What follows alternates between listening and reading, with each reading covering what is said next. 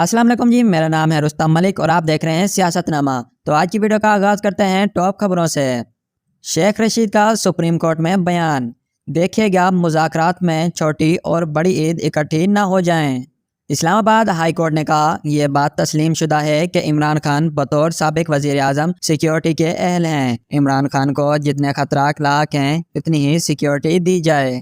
ملی ہاشمی نے ٹویٹ کیا ہے، عمران خان کی 3.5 سالہ حکومت میں جو جماعتیں روزانہ الیکشن کا مطالبہ کرتی سڑکوں پر آ جاتی تھی، آج تمام تر قوتیں اور نظام کی ہمدردیاں ساتھ ہونے کے باوجود الیکشن کا نام سن کر کرنٹ کھا کر مرنے والی ہو جاتی ہیں۔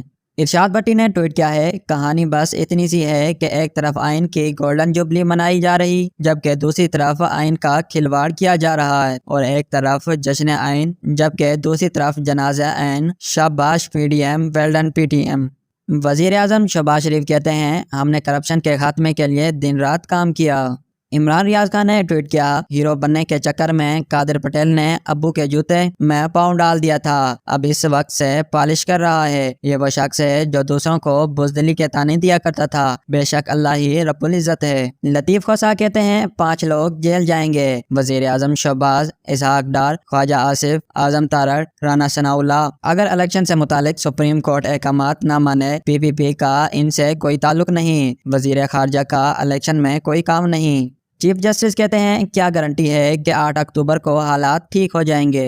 غریدہ فاروقی نے ٹویٹ کیا ہے، گویا سیاسی جماعتیں آپس میں بیٹھ جائیں تو سپریم کورٹ آئین سے باہر نکل جانے کی اجازت دے سکتی ہے، یہ کیسا آئین و مفاہمتی کردار ہے جناب۔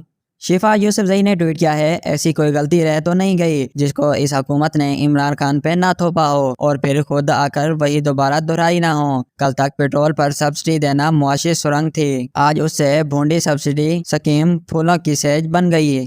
مراد سعید نے ٹویٹ کیا ہے، نقاب الٹ رہے ہیں، تخت بھی الٹ جاتے ہیں، چند بے-روپیوں کی اناؤں کی تسکین کے لیے علی امین گنڈا پور کو رمضان کے مہینے میں شہر شہر گھمایا جا رہا ہے۔ پہلو تو بغض کشمیر کا تھا اور اب کل فرزندن زرداری اور فضل الرحمان کی ملاقات ہوئی اور آج شکارپور میں مقدمہ نکال کر سندھ پولیس کے حوالے کر دیا۔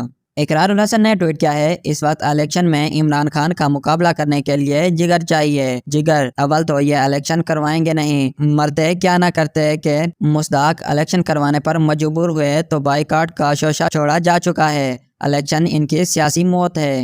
فضل الرحمان کہتے ہیں، عدالت پہلے فیصلہ دے کر عمران خان نااہل ہے، عمران خان کو ہم بات چیت کا اہل نہیں سمجھتے، جسے نااہل ہونا چاہیے تھا، اس کی خوشنودی کے لیے عدالت پوری قوم کو ذلیل کر رہی ہے۔